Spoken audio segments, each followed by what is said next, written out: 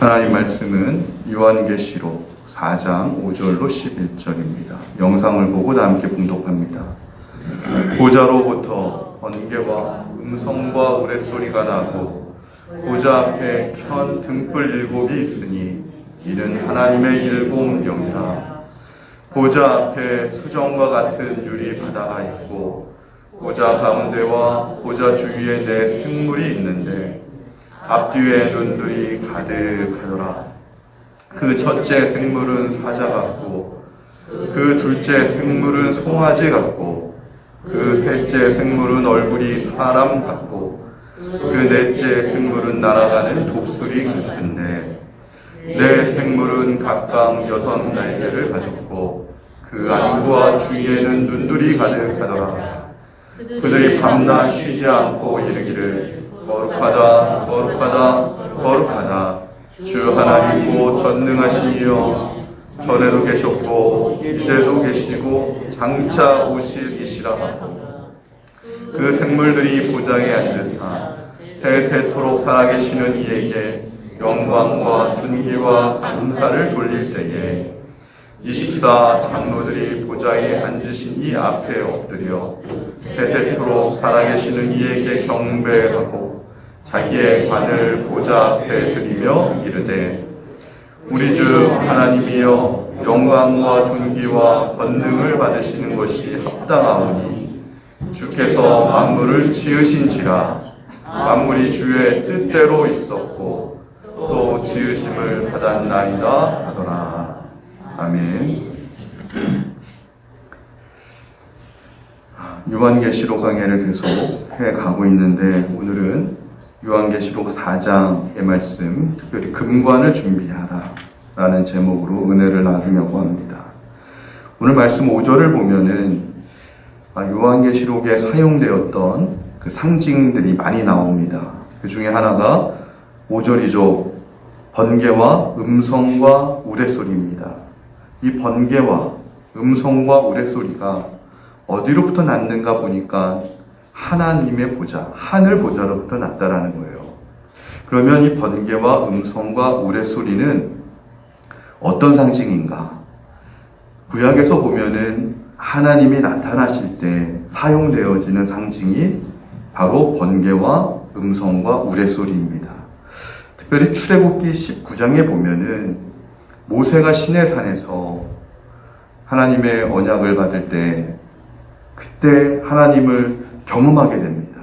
그때 모세에게 나타났던 하나님이 어떤 소리로 말씀하시냐면 출애굽기 19장 16절입니다.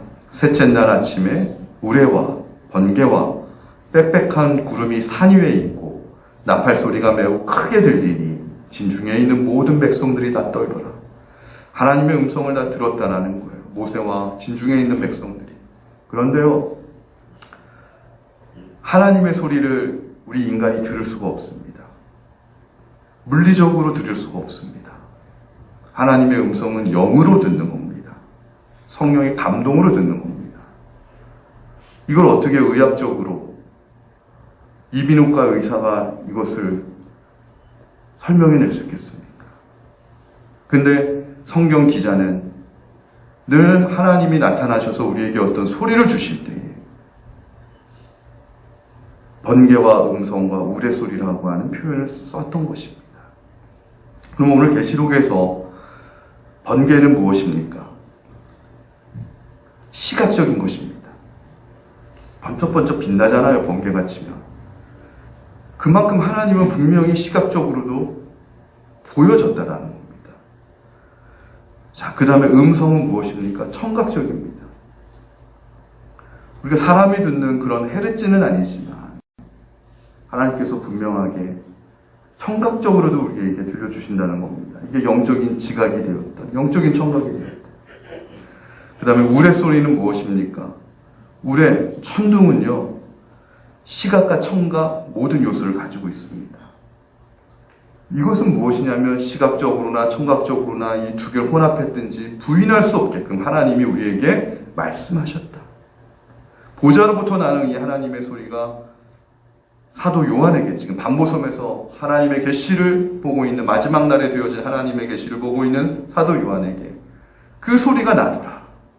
여러분, 오늘 이 시간 이 강단에서 선포되어지는 하나님의 말씀이 마치 번개와 음성과 우레소리와 같이 여러분들에게도 들려지시기를 주님의 이름으로 간곡히 축원을 드립니다.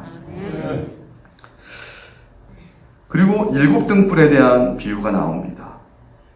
이 보좌 앞에 켠 7등불이 있었다라고 합니다. 근데 이는 하나님의 7영이더라. 이거 역시도 구약에서 사용되었던 그런 상징적인 표현입니다. 제가 말씀드렸지만 지금 사도 요한이 반모섬에서 마지막 날에 되어질 하나님의 심판까지, 마지막 날에 되어질 모든 일을 계시받고 있는데, 이것은 사도 요한의 새로운 경험일 수도 있지만 사도 요한이 앞으로 되어질 이 모든 새로운 일들은 사실은 구약에서 이미 하나님을 만났던 선지자나 하나님의 종들의 그 표현을 빌어서 그것을 상징적으로 차용해서 다 구성이 되고 있다는 거예요. 그럼 이 말은 무엇입니까? 어떤 선지자가 나와서 오늘날 이전에 선지자들이 얘기했던 것은 다 가짜다. 아니면 가짜는 아니더라도 다 이미 옛날 것이 되었으니 쓸모가 없다. 내가 앞으로 되어질 일에 대해서 나만 직통 계시를 받았다. 이런 건 없다라는 거예요. 생각해 보세요. 하나님의 종 사도 요한입니다. 예수님으로부터 가장 사랑받는 제자라고 칭했던 사도 요한입니다. 이러한 사도 요한조차도 겸손한 거예요.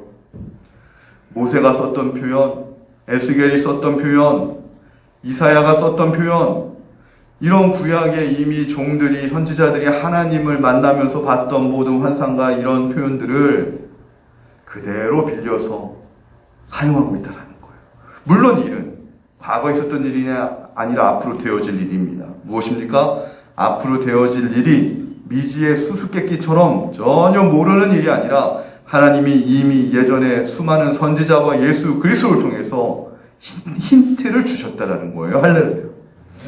바로 그 힌트가 이 성경 속에 있음을 믿으시기 바랍니다. 그래서 우리의 믿음은 절대 이 성경을 떠나서는 안 됩니다. 어떤 앞으로 되어질 모든 새로운 일조차도 이 성경에서 옛날부터 내려왔던 이 선지자들과 하나님의 종들, 그리고 예수 그리스도를 통해 하나님이 약속하셨던 그 표현들, 그 상징들, 그것이 결국은 요한계시록에서도 재구성되어지고 있는 것이죠. 자, 이 7등불은 스가랴에 보면 나오죠. 스가랴서에 보면은 4장 2절에 보면은 이런 표현이 있습니다. 순금 등잔 때가 있는데 그 위에 기름 그릇이 있고 또 기름 그릇 위에 7등잔이 있다. 그러면 스가랴에서 말하는 7등잔은 무엇인가?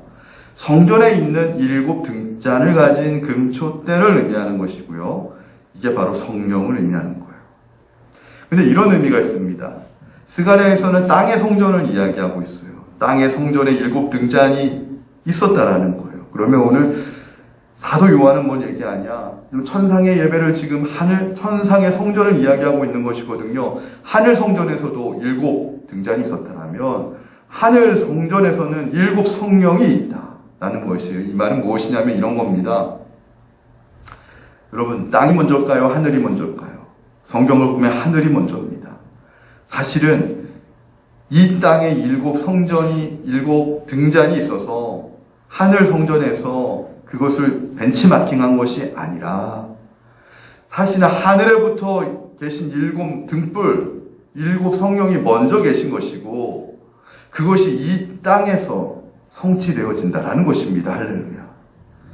그래서 하늘에서 풀면은 이 땅에서 묶였던 것도 풀려진다라는 것을 믿는 것이 바로 믿음입니다. 할렐루야. 여러분, 이 땅에 아까도 많이 기도하셨잖아요. 우크라이나 문제, 세계 경제 문제, 인플레이션 문제, 공급망, 반도체 쇼티지 문제 등과 모든 것들이 지금 묶여져 있는 것 같다 생각하지만 여러분, 이것이 결국 어디에서 풀려야 해결될 일이냐면 하늘에서 풀려져야 된다는 것입니다. 할렐루야. 이거를 믿으십니까? 그렇다면 우리가 해야 될 일이 무엇이죠? 기도입니다. 하늘 보좌를 움직이고 하늘 보좌에 상달되는 기도가 회복되어져야 될 줄로 믿습니다. 기도하지 않고 이 땅에서 묶였던 것들이 하나님 풀려지기를 바란다라고 하는 것은 여러분 마치 이런 거예요. 여기 앞에 달걀이 있는데 이 달걀을 삶은 계란으로 먹고 싶으면 불을 켜야 되는데 뜨거운 불을 켜지 않고 그냥 세워라 내워라 보면서 이 달걀이 언제 삶아질까? 이걸 기다리는 것과 마찬가지예요. 여러분도 오늘 이 말씀을 들으신다면 번개와 음성과 우레소리와 같은 하나님의 음성처럼 이것이 느껴진다면 이제는 내 삶에 이 세상에 너무나도 내 힘으로는 풀 수 없는 매듭들이 많구나. 묶인 문제들이 많구나. 하나님 그렇다면 이제 내가 하늘 보좌에 상달되어지는 다니엘처럼 뚫고 올라가는 다니엘서에 나타났던 그런 기도를 하나님은 우리도 회복되게 하여 주시옵소서. 정말 기도가 회복되어지게 되시기를. 여러분의 기도가 회복되어져서 하늘 보좌에서부터 여러분들이 삶의 문제들이 풀려져서 이 땅에서도 그것이 풀려지는 그런 응답을 받게 되는 삶을 사시기를 정말 주님의 이름으로 간곡히 부탁을 드립니다. 그리고 이 보좌로부터 하나님의 말씀이 이렇게 선포되었다. 번개와 음성과 우레소리로서 선포되어졌다라고 하는 말은 이 뜻은 무엇이냐면 이런 것입니다. 마지막 날에 되어질 심판과 그 다음에 새하늘과 새 땅 이 모든 되어진 일이 어디로부터 나오냐면 하늘 보좌로부터 나왔다. 이것은 전적으로 하나님의 통치행위라는 거예요. 마지막 날의 심판은요, 어떤 목회자가 성경을 시나리오처럼 해석한다고 되어지는 일이 아니라 어떤 교주 같은 사람이 나와가지고 마지막 날에 심판이 있을 거니까 여러분들 겁먹어야 된다, 도망가지 말아야 된다, 이런 것이 아니라 그것이 없다 하더라도 그것과 상관이 없다 하더라도 이미 오늘 요한계시록 4장 5절에서부터 하나님의 보좌로부터 나는 계획이라는 거예요. 마지막 날에 되어질 심판은 그러므로 하나님의 통치행위라는 거예요. 그리고 또 하나의 의미가 무엇입니까? 사도 요한이 반모섬에서 볼 때부터 이미 그 일이 시작되었다라는 겁니다. 할렐루야. 여러분 우리는 아직까지요 내 삶이 편하다 보니까 저쪽에선 전쟁이 일어난다고 하더라도 우리나라 아직도 이제 전후 몇 년입니까? 벌써 70년이나 흘러가니까 평화에 익숙하다 보니까 마지막 날이 올까? 마지막 심판이 올까? 여러분 아닙니다. 하나님의 심판은 반모섬에서 이미 사도 요한이 봤을 때 하늘 보좌로부터 울려났다라는 거예요. 번개와 음성과 우레소리처럼 이미 하늘에서부터 시작되었다라는 것입니다.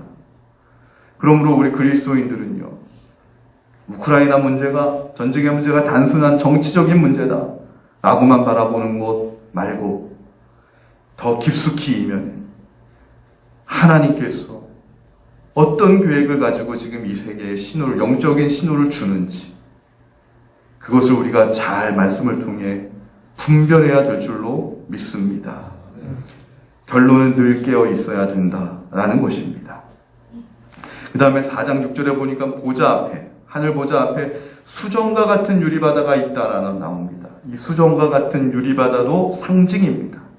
이것도 구약에서 이미 사용되었던 상징이에요. 그러면 어떤 상징인가? 수정과 같은 유리바다라고 하는 것과 같은 표현이 에스겔서에 등장하죠. 에스겔서 1장 22절에 보니까 다음과 같은 말씀이 나오는데 그 생물의 머리 위에는 이 생물의 머리 위가 뭡니까? 오늘 사도 요한이 봤던 그 보좌 둘레에 네 생물이 있었다라고 하는데 이 네 생물과 같은 생물입니다. 이미 이 생물을 사도 요한만 본 것이 아니라 몇백 년 전에 하나님의 선지자 에스겔도 본 거예요. 어디서 봤어요? 그발 강가에서. 에스겔이요, 이제 이스라엘이 나라를 잃고 바벨론의 포로로 끌려갑니다. 유다의 백성들이 바벨론의 포로로 끌려갈 때 에스겔 선지자도 같이 끌려갑니다. 그리고 나서 만국의 이 서러움 앞에서 모두가 하나님이 다 죽었다라고 백성들이 탄식할 때에 에스겔 선지자는 그래도 하나님을 사랑했던 선지자였습니다. 아무리 우리나라가 망했다 할지라도 하나님이 죽으실 리가 있나? 그런데 많은 사람들은 우리나라가 망했고 이제 포로 신세가 됐으니 하나님은 죽었다라고 예전에 하나님을 잘 믿던 사람들도 비관하는데 하나님이 이를 어찌하면 죽겠습니까? 그가 걸었던 강이 그발 강가입니다. 윤동주 시인이 걸었던 강이요. 나라를 잃고 만국에 정말로 다들 신음하고 있을 때에 교토에 가면 가모가와 강가를 걸으면서 시를 썼다고요. 동지사 대학을 다니면서. 저도 그 길을 일본에 가면은 가끔씩 찾아가면서 저도 많은 기도를 했던 생각이 납니다. 여러분, 우리 자신의 안녕만 지금 생각하는 것이 아니라 그리스도인이라면 나라도 걱정해야 되는 것이고 하나님 인류의 평화도 걱정해야 되고 사실은 그래야 되는데 그러면서도 제일 우리가 정말로 근심 걱정해야 될 것은 영혼 구원인 줄로 믿습니다. 영혼 구원에 대한 근심이 없으면은 우리가 그리스도인이라고 할 수 있겠습니까? 만국의 이 서름 속에서 정말로 이들의 이 영혼 구원이 막 흔들리는 것 같아. 동족들이 영혼 구원이 흔들리는 것 같아. 하나님이 막 이제 죽었다 막 할 때 하나님 어찌하면 좋겠습니까? 그 발강가에서 기도했습니다. 그때 에스겔 선지자에게 환상을 보여주신 거예요. 그 발강가에서 마치 사도 요한이 남모섬에 유배를 갔는데 황제에 의해서 붙잡히고 유배 가가지고 황제에 의해서 탄압받고 초대교회가 이제 초대교회가 끝났다라고 하는 절망에 사로잡혀 있을 때 밤모섬에서 사도 요한의 눈을 활짝활짝 열어주셔가지고 요한계시록을 보여주셨던 것처럼 쓰게 하셨던 것처럼 에스겔 선지자도 만국의 서름과 고통 앞에서 이제는 모든 희망이 끝났다라고 할 때에 그 발강가 앞에서 하나님 어찌하면 좋겠습니까? 눈물 흘리는 이 선지자의 기도를 외면하지 아니하고 에스겔 선지자의 눈을 활짝활짝 열어주셔가지고 그 발강가의 환상, 이게 에스겔서예요. 그때 에스겔서 1장 22절에 에스겔서도 똑같이 사도 요한이 봤던 것처럼 내 생물을 보았고 하늘보좌를 보았고 거기에 보니까 하늘보좌와 이 내 생물 사이에 에스겔 선지자는 어떻게 표현했냐면 수정 같은 궁창이 있었더라. 그러면 이 궁창이 무엇입니까? 아하, 이 궁창은 창세기 1장에 나왔지. 하나님께서 이 세상에 빛이 있으라 하시고 그 다음에는 물과 그 다음에 흑암과 하면서 궁창을 나누는 것인데 이 궁창이 무엇입니까? 하나님과 피조 세계와의 경계선입니다. 그러면 이 내 생물들조차도 하나님의 피조물이라는 거예요. 이 피조물들은 절대 하나님 보좌에 아무리 가까이 갈 수 있어도 같아질 수는 없어요. 왜냐하면 궁창이 가로막고 있기 때문에 이 내 생물들 머리 위에 궁창이 있고 그 위에 하늘 보좌가 있다라는 거예요. 절대 아무리 가까워져도 그 보좌에 앉을 수는 없는 거예요. 그런데요, 이 내 생물들의 정체가 나중에 얘기하겠지만 천사들이거든요. 이 내 생물들이요, 하나님의 메신저들이거든요. 그래가지고 이 내 생물들에 보면은 천사들은 어떻게 해요? 하나님의 심부름 끓이잖아요. 하나님이 생명의 말씀을 주고 때로는 사망의 말씀을 주기도 해요. 생명의 말씀은 천사들이 받는 거예요. 그래서 천사들이 이 생명의 말씀을 받아가지고 그것을 운행을 하는 것이죠. 사실은 천문학자들이 많은 것을 지금 연구하고 있지만 우주의 비밀을 풀리지 않지만 이 천체를 움직이는 것 궤도도 천사가 하는 거예요. 성경적으로 보면. 우리가 생각하는 유치한 수준의 그런 천사가 아니라 하나님께서 거시적인 세계에는 상대성 원리를 허락하시고 미시적인 세계에서는 양자 그 역학의 원리를 허락하신 것도 다 천사들이 하는 거예요. 뭐 빅뱅의 이런 현상을 발견했지만 다 천사들이 하는 거예요. 그걸 가지고 해와 달과 경계, 바다와 육지의 경계를 지키고 때로는 태풍도 일으키고 때로는 지진도 일으키고 때로는 이 땅에서 지금 5월달에 푸른 그러한 생명의 그 녹음을 틔우는 일도 천사들을 시켜서 하는 거예요. 곡식의 가을이 되면 추수할 수 있게 해주는 것도 천사가 하나님이 천사를 통해서 하는 거예요. 그리고 하나님의 사람에게 하나님의 말씀을 전해주는 것도 천사를 통해 하는 거예요, 사실. 근데 이 천사들보다 더 뛰어난 대제사장이 오셨어요. 그분이 예수 그리스도이기 때문에 우리가 예수님을 강조하는 것이지 결코 천사가 없는 게 아닙니다. 천사는 오히려 무엇입니까? 이제 예수님이 왕이시라면 천사는 예수님의 친위부 된 거죠. 근데 천사는 자기가 해도 자기의 공로를 드러낼 수 없어요. 피조물이기 때문에. 근데 어쨌든 천사가 이렇게 중요한 하나님의 심부름을 하려면 세상 삼라 만사를 꿰뚫어 봐야 하거든요. 세상 모든 것들을 감찰하고 감시하고, 그래서 이 네 생물들에 보면은 오늘 말씀이 어때요? 눈이 가득하게 바뀌었다 그러잖아요.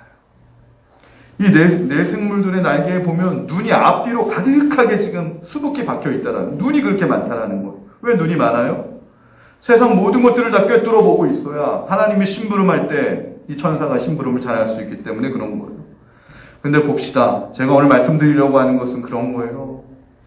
이런 중요한 하나님의 심부름하는 천사도요, 궁창이 가로막혀 있어가지고 보좌 가까이는 가도 보좌에는 앉을 수 없어요. 근데 하나님의 자녀인 우리는 나중에 이기는 자가 되라는 거죠. 요한계시록은 늘 이기는 자, 7교회에게만 이기는 자가 되라, 생명의 멜류관을 내가 주리라, 이기는 자가 되라, 나와 흰돌을 주리라. 이기는 자가 되면, 믿음으로 이기는 자가 되면은 예수님과 함께 하나님의 보좌에 앉게 해주시겠다는 거예요. 할렐루야. 천사도 못하는 일을, 그러니까 천사가 우리를 흠모한다는 거예요. 우리는 천사보다 약간 못하게 하나님이 지어 놓으셨다는데, 그러한 우리 인간도, 천사도 궁창에 가로막혀가지고 하나님의 보좌에는 근처까지만 가지 보좌에 앉을 수가 없는데, 우리는 보좌 옆자리에 하나님이 앉게 해주시겠다는 거예요. 단 이기는 자가 되면. 할렐루야. 요한계시록은 우리에게 이기는 자가 되라고 격려하는 책입니다. 여러분 정말 이기는 자가 되시기를 주님의 이름으로 축원을 드립니다. 그러면 이 네 생물들, 천사들, 자, 이 천사들에 대한 설명을 조금만 더 하면은 그런 것이죠. 에스겔서 19장에 보니까 이 네 생물들의 이름을 그룹이라고 했어요. 그룹이 뭐냐면 하나님을 모시고 있는 천사들을 지칭할 때 쓰는 이름이 그룹이에요. 그러니까 이 네 생물들이 그룹 천사인 거죠. 근데 또 이사야 선지자는요, 이사야 선지자도 똑같은 환상을 봤어요. 선지자들 환상 가운데 보좌에 앉으신 하나님을 보았고, 그 다음에 그 이사야는 보좌 옆에서 하나님을 섬기는 천사들을 봤는데, 그 천사들을 보고 이사야는 뭐라 불렀냐면 스랍이라고. 들어본 분들 들어보셨을 거예요. 스랍이라고 불렀어요. 자, 에스겔 선지자는 그룹이라고 불렀고, 그 다음에 이사야 선지자는 스랍이라고 불렀던 이 네 생물들, 하나님의 보좌 옆에서 하나님 보좌를 수종하고 심부름했던 이들의 존재는 바로 뭐예요? 천사인 거죠. 그래서 이게 네 생물들이 천사라는 것을 제가 그렇게 해서 여러분들에게 이제 말씀을 드린 것이고, 근데 이 네 생물들이 계속 뭐라고 하냐면 4장 8절에 보니까 이 네 생물들은 각각 여성 날개를 가졌고, 그 안과 주위에는 눈들이 가득하는데, 이 눈들은 이제 하나님의 심부름을 하려면 세상 맛살을 꿰뚫어 봐야 되니까 이들이 밤낮 쉬지 않고 하는 게 있었어요. 하나님의 심부름 외에 뭐예요? 거룩하다, 거룩하다, 거룩하다 주 하나님, 곧 전능하신 이요 전에도 계셨고 이제도 계시고 장차 오실 이시라. 이 네 천사들도 하는 게 무엇이냐면 거룩, 거룩, 거룩. 여러분, 하나님의 거룩하심과 하나님의 전능하심을 밤낮 경배하고 찬양하는 일이에요. 여러분, 이번 한 주 동안 사시면서 얼마만큼 찬송하셨습니까? 저는 시간이 날 때마다 찬송을 흥얼흥얼 거렸습니다. 어제도 말씀 끝나고 새벽에 사무실에서 찬송가를 흥얼흥얼 거렸습니다. 여러분, 일주일에 한 번 나와서 예배 드리는 거로 만족하시는 것이 아니라 여러분들의 삶 속에서 앞으로 돌아가실 때, 운전하다가 시간 날 때도 찬송을 들으세요. 찬송가를 들으세요. 이왕이면은 라디오를 운전할 때 들으면 다른 방송보다 담임 목사가 설교 방송 나가고 있는 이왕이면 CBS를 들으시고요. 103.1MHz. 찬양도 나오고 좋습니다. 네, 토요일 날 5시 30분에 담임 목사의 영적인 그 방송도 나가잖아요. 말씀과 찬양과 기도 방송도 나가는데 찬송을 계속 들으세요. 그리고 중간중간 찬송을 흥얼흥얼거리시면 한결 우리의 삶이 여러분 힘을 얻게 되고 리프레시 될 줄로 믿습니다. 그러면서 이들이 하나님의 전능하심을 경배해요. 그러면서 영광과 존귀와 감사를 돌려요. 근데 이 네 생물들이 보니까 사자 같고 송아지 같고 사람 같고 독수리 같은 존재예요. 이 표현은요 늘 쓰였습니다. 구약에서도 쓰이고 복음서를 쓰일 때도 사복음서를요 사자복음, 송아지복음, 사람복음, 독수리복음 뭐 이렇게 나누기도 해요. 이게 사도 요한이 처음 쓰는 게 아니에요. 사도 요한이 처음 본 게 아니에요. 여러분 그러므로 절대 미혹되지 마시기는 어느 날 갑자기 뚱딴지 같은 분이 나와가지고 마지막 날에 되어질 요한계시록 나만 해석할 수 있다. 여러분 그거 믿으시면 안 됩니다. 현혹되면 안 됩니다. 사도 요한을 통해 주셨고 또 거슬러 올라가면 이사야 선지자를 통해서도 하나님이 주셨고 에스겔 선지자를 통해서도 주셨고 모세에게도 알려주셨고 마지막 날 되어진 일이 하나님께서 성경에 수없이 많은 선지자들을 통해 주셨고 예수 그리스도를 통해 완성이 됐고 또 예수 그리스도의 사도들을 통해 가지고 하나님 주셨고 그 사도권을 계승한 주의 종들 오늘날 이 다니엘 선이 주의 종들 정통으로 신학을 교육받고 정통으로 목사 훈련 과정을 훈련받고 정통으로 목회를 한 정통 목회자들에 의해서 이 성경의 모든 유산들과 이 성경의 모든 영적인 진리들을 그렇게 배우시게 되시기를 정말 주님의 이름으로 축원합니다. 제가 요한계시록 강해를 하는 이유가 있습니다. 왜냐하면 너무나 많은 미혹한 해석들이 오늘날 마지막 시대에 혼탁하다 보니까 난무하기 때문에 요한계시록 강해가 저에게도 굉장히 부담이 됩니다. 저도 어려워요. 이 말씀을 보면. 저희 아내한테도 그래요. 요한계시록은 지난번 히브리서보다 너무 더 힘들다. 저도 처음에 이렇게 보면은 이게 뭔 말이야? 목사인 저도. 뭔 말이야?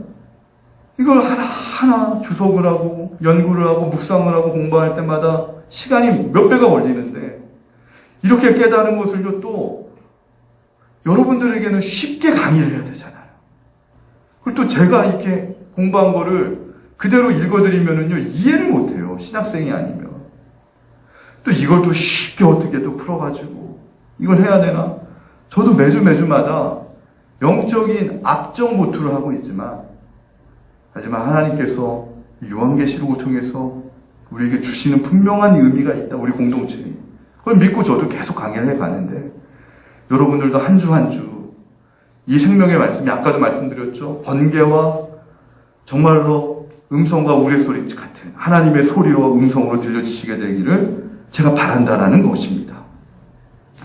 그러면서요 이 24장로들이 10절에 보니까 보좌에 앉으신 이 앞에 엎드려 세세토록 살아계신 이에게 경배하고 자기의 관을 보좌 앞에 드린다라는 거예요. 여러분 이 네 생물들 천사들도요 하나님 경외하고요 24장로들은 오늘 뭘 해요? 금관을 벗어 바치면서 경배하더라는 거예요. 24장로들이 지금 하는 것이 무엇이냐면 바로 천상의 예배를 우리에게 보여주고 있어요. 그러면 예배란 무엇인가 정의하면은요 오늘 말씀을 사용해서 예배란 무엇인가를 제가 정의하면 이렇게 정리할 수 있어요. 24장로들처럼 내게 씌워주신 왕관을 누가요? 하나님이 저와 여러분에게 어떤 왕관을 씌워주고 있어요. 왕관이 있습니다. 왜 그런 줄 아세요? 베드로서 보면 우리는 왕 같은 제사장이라 하나님이 하셨기 때문에 왕은 당연히 왕관이 있어요. 24장로들은 믿음에 승리한 우리 믿음의 대표들이기 때문에 당연히 그 왕관이 금관이에요. 우리 왕 같은 제사장이기 때문에 하나님이 우리에게 여러분과 제가 깨닫지 못할지라도 왕관이 있어요. 영적으로 왕관이 있어요. 근데 그게 금으로 만들어졌는지 아니면 정말 집으로 만들어졌는지 뭐 그거는 주님만 아시겠지만 관이 있는데 하나님이 내게 씌워주신 왕관을 다시 주님께 벗어드리는 것 이게 24장로들을 통해서 할 수 있는 예배의 정의다. 할렐루야. 예배란 무엇인가? 하나님이 내게 쏘아주신 왕관을 다시 하나님께 벗어드리는 것. 이게 예배라는 거예요. 그러면 경배는 뭐예요? 이 일로 인하여 내가 하나님께 감사하다 고백하는 것, 그게 경배인 거예요. 근데요, 이 고백은 하나님만이 주님이시다라고 하는 이 고백 속에서 이 경배와 예배가 가능한 거예요. 근데 사실 이때 사도 요한이 이걸 봤을 때, 사도 요한이 살고 있는 이 지상 이 땅에서는 사람들의 삶이 어땠습니까? 모든 로마에 살고 있던 백성들이 하나님이 주인이 아니라 황제가 주님이다. 황제가 퀴리오스다. 주님이다. 이렇게 외쳐야지만 살아갈 수 있는 시대였어요. 그들의 목숨을 보존하거나 아니면 그들이 부귀영화를 누리려면 황제가 퀴리오스, 황제가 주님이다. 이렇게 외치고 그 황제가 신이니까 황제 앞에 절하라, 황제를 경배하라고 하는 것을 타협하고 받아들여야지만 그들이 로마에서 신분을 보장받고 그들이 로마에서 무역을 할 수 있었고 그들이 로마에서 어떤 중요한 자리를 차지할 수 있었던 시대예요. 오늘날도 똑같은 거예요. 2000년 전이나. 그런데요, 그러한 시대에 사도 요한은 지금 천상의 예배를 보는 거예요. 하나님이 보여주시는 거죠. 그리고 24장로들의 진정한 경배를 보게 되는 거예요. 그리고 참다운 경배자의 입술에서 나온 고백을 듣게 되는데 그게 11절이에요. 우리 주 하나님이여 영광과 존귀와 권능을 받으시는 것이 합당하오니 주께서 만물을 지으신지라 만물이 주의 뜻대로 있고 또 지으심을 받았느니라. 할렐루야. 하나님을 똑같이 노래하는데 하나는 하나님의 과거, 현재, 미래라고 하는 사건 속에서도 하나님만이 변함없는 진리라고 하는 고백이고 주의 뜻, 창조의 목적을 분명하게 고백하는 것이죠. 여기서 가장 중요한 키워드가 있어요. 그것이 바로 8절에도 나오고 11절에도 나오는데 주 하나님, 우리 주 하나님이라는 거예요. 뭡니까? 주 하나님, 작은 단어 같지만 극명해요. 그 당시에는 아까도 말씀드렸잖아요. 로마 황제가 주님이었어요. 로마 황제 주님, 히라버로 퀴리오스라고 하는데 로마 황제를 퀴리오스라고 할 때 사도 요한은 아니다. 주님은 로마 황제가 아니라 하나님이다. 만군의 여호와 하나님이다. 할렐루야. 우리 주 하나님. 이게 키워드인 거예요. 이게 천상의 예배자의 고백의 가장 큰 키워드는 하나님이 주인이다. 온 세상의 주인은 하나님이다. 고로 내 인생의 주인도 하나님이시다. 이게 빠지고서는 예배가 성립이 될 수 없는 거예요. 주어가 없는데 어떻게 목적어와 수어가 성립이 됩니까? 우리가 예배를 드리는 주어는 오직 주 하나님이신 줄로 믿습니다. 그런데요, 여기서 중요한 건 금관이에요. 오늘 말씀의 이제 마지막 키워드, 핵심 주제는 금관인데요. 하나님의 교회가 이 세상과 다른 게 뭐냐? 아니, 일반 사람들도요, 감사를 할 수 있어요, 하나님께. 근데 일반 사람들이요, 우리 교회와 다르게, 우리 교인들, 성도들과 다르게, 감사를 하더라도 일반 사람들도 감사하는 사람들 많습니다, 여러분. 교회 안 다녀도 감사하는 사람들 많아요. 교회 나와도 원망과 불평과 짜증으로 살아가는 사람들도 많고요. 성품이 좋고 인격이 좋은 사람들은요, 일반 사람들 중에서도 교회 다니는 사람보다 더 좋은 사람들도 저 솔직히 많이 봤어요. 이게 정말 목사로서 안타까운 일인데. 그런데요, 그럼 성품 좋으면, 성격 좋으면 일반 사람들이랑 목회하지. 그게 안 돼요. 그건 왜냐? 믿음은 성령을 통해 오는 거기 때문에, 하나님의 예정을 통해, 택하심을 통해 오는 거기 때문에, 성격만 좋다고 되는 게 아니에요. 근데 일반 사람들이요, 아무리 감사를 많이 하더라도요, 오늘 이 천상 예배 보면 못하는 게 있어요. 24장로들을 통해서. 하나님의 교회, 하나님의 성도, 그리스도의 신부에게만 하나님이 예배하신 게 있는데 그게 바로 금관이라는 거예요. 금관. 근데요, 이 24장로들이 썼던 금관은 어떻게 오시는 줄 아세요? 어떻게 받는 줄 알아요? 이게 키워드인데 잘 들으세요. 오늘 요한계시록에서 앞에 제가 다 강해드렸어요. 세상을 이기는 자에게 이김으로 받는 상이 금관이었어요. 승리의 면류관은 이기는 자에게 주시는 관이잖아요. 일곱 교회를 통해 얘기해 주셨잖아요. 이기는 자에게 주는, 믿음으로 이기는 자에게 주는 관. 이것이 일곱 교회가 승리해서 받은 관, 24장로들이 썼던 금관인데, 마지막 천상 예배 때 우리가 해야 될 일은 24장로들처럼 그 금관을 하나님께 바치는 예배를 드리는 거예요. 여러분 생각해 보세요. 저와 여러분이 마지막 날 예수님 그래도 믿고 막 고백해가지고 구원 받았어요. 자, 우리 이제 천상 예배, 감사 예배 하자. 근데 어떤 성도들은 믿음으로 이기는 자가 됐어요. 끝까지 이기는 자가 됐어요. 이기는 자에게는 내가 상을 주리라. 내가 생명의 면류관을 주리라. 막 금관을 받았어요. 그래서 그 금관의 24장로들처럼 이제 다 하나님 앞에 우리 무릎 꿇고 이제 하나님 앞에 우리의 금관을 벗어 하나님을 정말 경배합시다 할 때에 여러분 편안하게 안일하게 그냥 자기만 생각하고 구원만 받으면 됐지 이렇게 신앙생활 했던 사람들은 금관이 없어요. 어떻게 하시려고요? 모두가 다 만군의 하나님 하면서 금관을 벗어드릴 때에 그리고 눈물 흘리면서 감사합니다 할 때 이건 내 관이 아니라 원래 하나님의 관인데 내게 씌워주셔서 감사합니다. 이제 주님께 다시 바칩니다 라고 할 때 우리가 바칠 하나님께 금관이 없으면 천상의 예배에서 우리는 부끄럽고 초라한 자가 되는 거 아니겠습니까? 이게 오늘 예배, 오늘 말씀의 핵심인 거예요. 왜 하나님께서 아직도 종말을 유예하고 있느냐, 심판을 유예하고 있느냐? 여러분, 우리가 구원받기 위해서 저와 여러분은 이미 구원받았습니다. 할렐루야. 예수 그리스도 안에 우리의 믿음이 분명하고 하나님의 선택하신 분명한 고백이 있다면 구원은 받았어요. 금관을 준비하라고 하나님이 우리에게 유예를 주시는 거예요. 천상에 가면 구원만 받고 끝나는 게 아니라 하나님을 예배해야 돼요. 경배해야 돼요. 천상의 예배 경배 때 반드시 필요한 게 금관이라는 거예요. 금관이 없이는 예배가 불가능합니다. 경배가 불가능합니다. 그러면 금관을 받기 위해서는 뭐 해야 되냐? 이기는 자가 되라는 거예요. 일곱 교회, 에베소 교회에게도 야, 내가 잘했다. 근데 첫사랑을 잃어버렸다. 다시 회복하고 이기는 자가 되라. 예, 서머나 교회에게 잘했다. 네가 약하고 어렵고 가난한 가운데 속에서도 끝까지 충성했음. 잘하였다. 이기는 자가 되라. 내가 생명의 면류관을 주리라. 네, 빌라델피아 교회, 라오디게아 교회 마지막에 이기는 자가 내가 이기는 자가 되라. 왜? 마지막 날 내가 너희들을 통해서 천상 예배 때 너희들의 금관을 받고 싶구나. 할렐루야.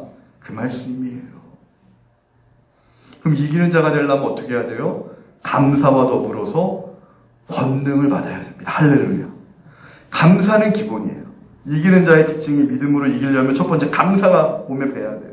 어떤 일이 벌어져도 감사. 할렐루야. 할렐루야 감사합니다. 할렐루야 감사합니다. 아멘 감사합니다. 주님 그리 아니하실지라도 감사합니다. 할렐루야. 감사만 있으면 못 배워야 되고 두 번째로는 감사만 해서는 이기는 자가 될 수 없어요. 그럼 반쪽이에요. 권능을 받으라는 거예요. 그 권능, 계시록에서 우리에게 약속한 권능이 있는데 간단하게 정리하면 첫 번째 사망의 권능으로부터 벗어나는 거예요. 그럼 믿음이죠. 이기는 자에게는 사망이 우리를 쏘지 못해요. 그리고 둘째 사망의 해로부터도 내가 벗어났어요. 이 믿음의 고백이 있습니까? 단순하게 지금 내 세상 살아가는데 돈 한 푼, 두 푼의 문제 걱정하는 것이 아니라 건강검진하면 혹이 생기나 안 생기나 이거에 걱정하는 것이 아니라 사망의 너의 독침이 날 쏜다 할지라도 예수 그리스도의 보혈로 나는 이미 해결되었네. 해방받았네. 할렐루야. 나는 둘째 사망의 해로부터도 벗어났다라고 하는 믿음의 고백이 두 번째 권능이에요. 할렐루야. 그럼 세 번째 성도에게 주시는 권능이 뭡니까? 이기는 자가 되기 위해 세 번째 받아야 될 권능이 다스림의 권능이에요. 이 다스림의 권능 무엇입니까? 여러분, 첫째, 둘째 권능, 첫째 죽음, 둘째 사망, 여기로부터 벗어났어요. 영원히 이제 사는 인생이 됐어요. 영생의 축복을 받았지만, 감사는 하지만, 여러분, 무의미하게 오래만 살면 뭐합니까? 어떤 분은 그래요. 목사님, 저는 천국 가는 걸 원하지 않아요. 왜요? 천국 가면 얼마나 심심해요. 죽지도 않고, 죽지도 않는다는데, 심심하게 오래 살면 뭐예요? 저는 빨리 죽는 게 소원이에요. 마음이 막 무너지는 것 같았어요. 일리가 있어요. 여러분, 무의미한 인생 오래 살아봤자 뭐합니까? 그래서 다스림의 권능이 중요한 거예요. 다스림의 권능이 뭔지 아세요? 다스림의 권능을 받은 자는요, 시간이요. 무의미하지 않아요. 지루하지 않아요. 왜냐하면 시간이 아까워요. 한 영혼이라도 더 구원해야 되니까. 한 영혼이라도 더 하나님의 나라의 지체로 세워야 되니까. 한 사람이라도 더 사랑해야 되니까. 한 사람이라도 더 용서해야 되니까. 한 사람이라도 더 하나님과 더불어서 하나님을 경외해야 되니까. 하나님의 나라를 세워가는데 하나님의 동역자로 하나님의 나라를 미션을 수행하는 일이 다스림의 권능인데, 다스림의 권능을 다른 말로 사명이라는 거예요. 할렐루야. 하나님의 사명을 감당하는 자에게 하나님이 다스림의 권능을 주는데, 자, 다시 정리합니다. 첫 번째, 죽음의 공포. 둘째, 사망의 해로부터 벗어나는 권능. 세 번째, 다스림의 권능을 받으면 끝까지 어떤 환난이 와도 이기는 자가 될 수 있고, 이기는 자가 되면 하나님이 주시는 금관을 받아서, 우리가 구원받는 것은 당연한 것인데, 예수 안에 있으면 천상 예배 때 24장로들처럼 하나님 앞에 이 금관을 벗어드리면서 다시 거룩 하나님 감사합니다 예배할 때, 저와 여러분도 금관을 준비하셨어.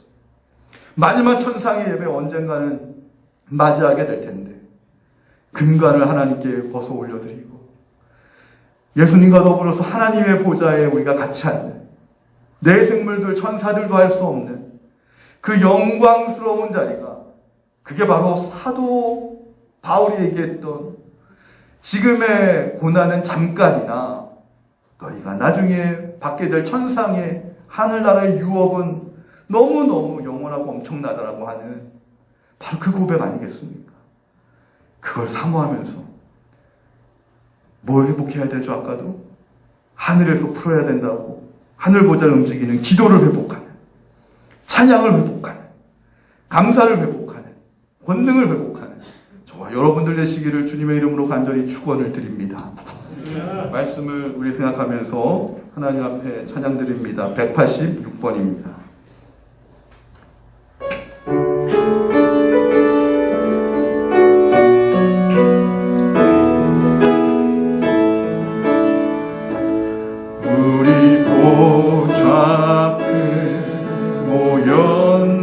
함께 주를 찬양하며, 함께 주를 찬양하며, 하나님의 사랑, 하나님의 사랑, 그 아들 주셔, 그의 피로 우리, 그의 피로 구원받았네. 십자가에서 쏟으신, 십자가에서 쏟으신 사랑, 강같이 온 땅에 흘러, 강같이 온 땅에 흘러, 강나라와 족속, 강나라와 족속, 백성 방언에서 구원받고,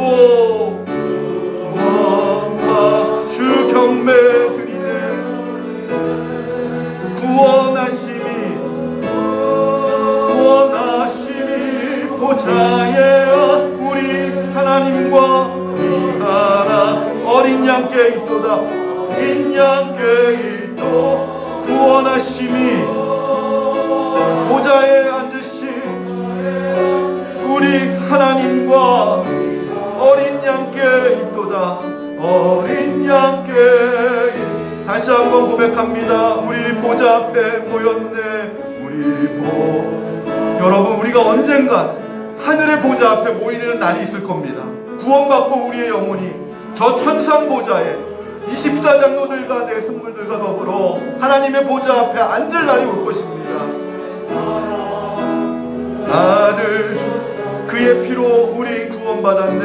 예 피로 우리 구원받, 십자가에서 쏟으신 사랑, 십자가에서 쏟으신 그 사랑, 강같이 온 땅에 흘러, 강같이 온 땅에 흘러, 강나라와 족속, 강나라와 족속, 백성 방언에 구원받고, 주 경배 드리네. 구원하심이 보좌에 앉으시 구원하심이 보좌에 우리 하나님과 우리가 어린 양께 있도다. 어린 양께 여러분 마음을 다해 경배해 봅시다. 구원하심이 보좌에 우리 하나님과 우리 하나 어린 양께 있도다. 어린 양께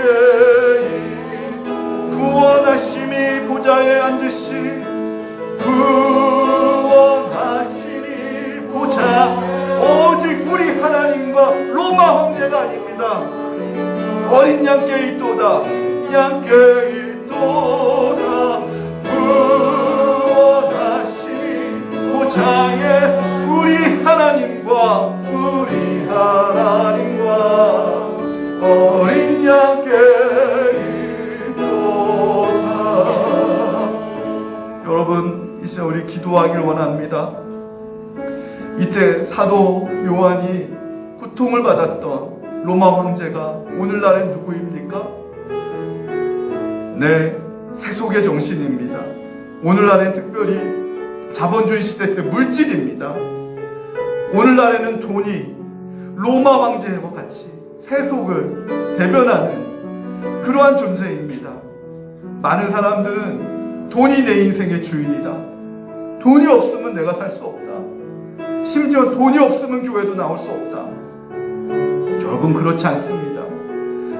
그러한 시대에 하나님께서 사도 요한을 통해서 보좌에 앉은 이는 로마 황제가 아니라 오직 만군의 주 여호와 하나님밖에 없다.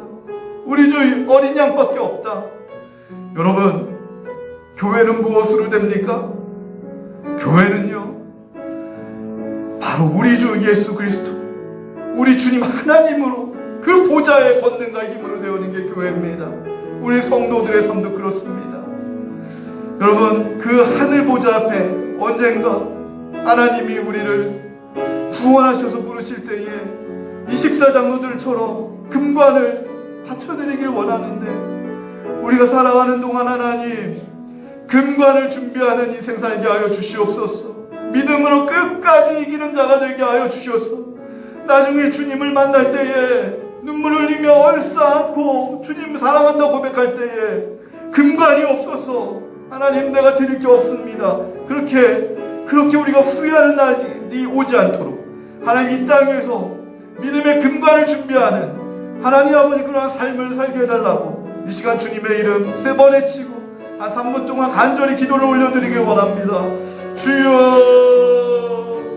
주여 주여. 할렐루야 할렐루야. 사랑과 은혜가 충만하신 하나님 아버지 은혜 감사합니다. 오 하나님 아버지 주님께서 함께 하여 주시옵소서.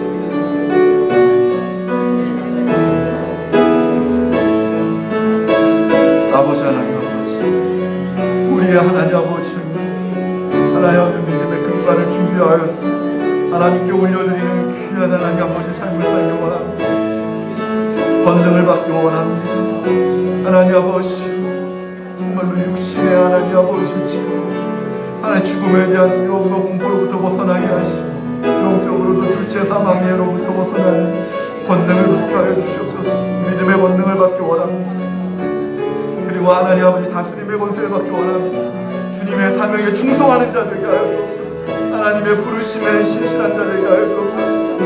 하나님 믿음의 용기를 잃어버리지 아니하고 믿음의 본질을 잃어버리지 아니하고 하늘 보좌 앞에 하나님 아버지 나중에 하나님이 쓰여주신 금관을 믿음의 금관을 왕관을 맞춰드리는 진정한 천상의 예배의 승리자가 되어줄 수 있도록 하나님 우리를 인도하여 주시옵소서.